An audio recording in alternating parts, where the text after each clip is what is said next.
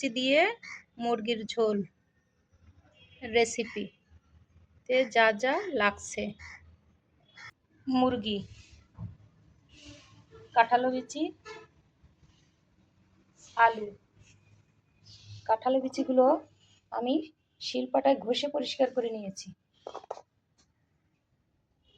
প্রথমে কড়াইতে তেল দিয়ে দিচ্ছি, তেজপাতা, দারচিনি, লবঙ্গ দিয়ে দিয়েছি। রসুন বাটা 2 চামচ, আদা বাটা 7 চামচ, পেঁয়াজ বাটা 2 চামচ,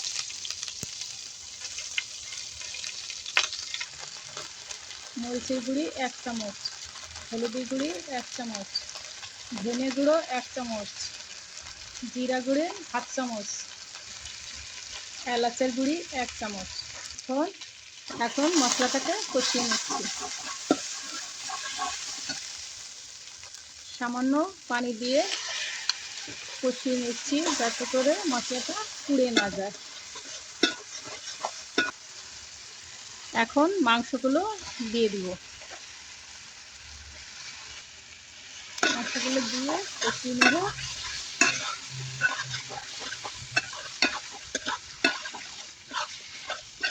কাঁচামরিচ বাটা 1 চামচ।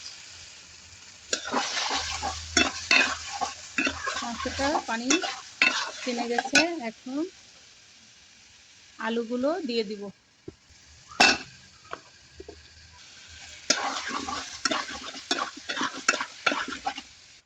স্বাদমতো লবণ।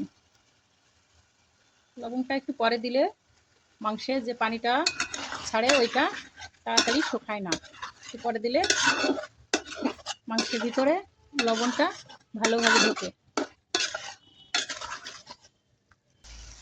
এখন কাঁঠালো বিচিগুলো দিয়ে দিব। রান্না করতে করতে আপনাদেরকে বলি, প্লিজ বন্ধুরা লাইক, কমেন্ট ও শেয়ার করে আমার চ্যানেলটি সাবস্ক্রাইব করে দেবেন। মাংসটা কষানো যতটা ভালো হবে, মাংসের ভিতর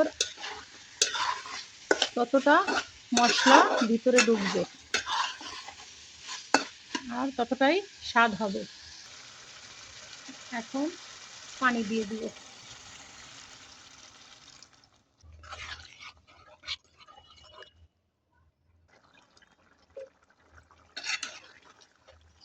তৈরি হয়ে গেল আমার কাঁঠালো বিচি দিয়ে মুরগি রান্না।